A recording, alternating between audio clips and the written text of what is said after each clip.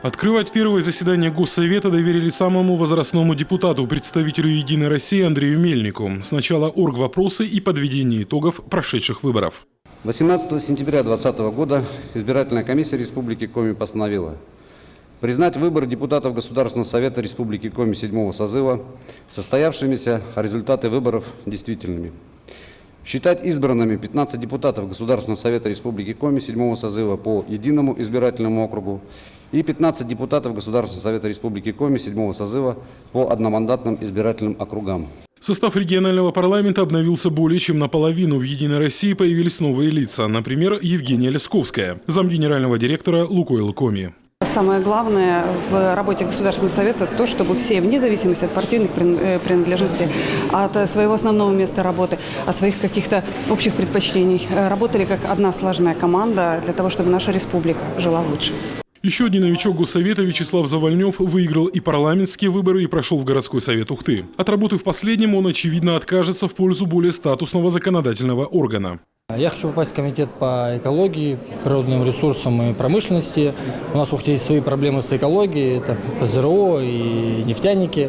Хочу, конечно же, там работать не чтобы пугать корпорации, а работать вместе на благо нашего города, не создавая проблем для развития компании, но соблюдением экологического законодательства. Одна из самых непредсказуемых избирательных кампаний была отмечена в Инте. По итогам выборов с небольшим перевесом победил бывший мэр приполярного города Александр Попов. До последнего времени он занимал должность руководителя Росприроднадзора по Коми и Ненецкому автономному округу. В числе первоочередных задач в качестве депутата Александр Попов видит экономическое спасение Инты, поиски новых месторождений, развитие агропромышленного комплекса и даже фармацевтики.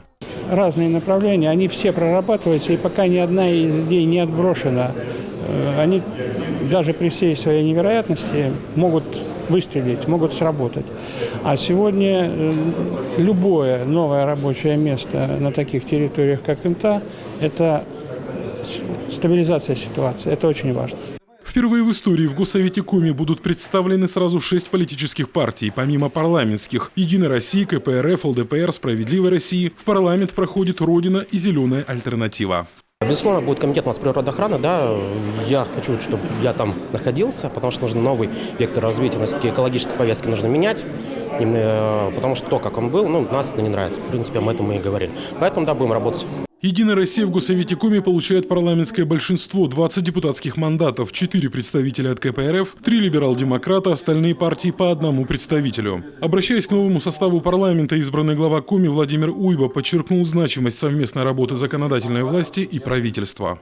Серьезные и качественные изменения возможны только при активной совместной работе, в конструктивном диалоге. Я уже не раз показывал, что открыт для взаимодействия. Для меня крайне важно, прежде всего, наша с вами совместная работа во благо людей.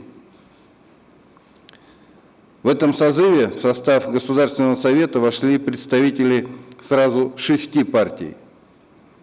Но я надеюсь и абсолютно уверен, что, несмотря на различные политические взгляды, предвыборные программы, депутатский корпус станет единой командой.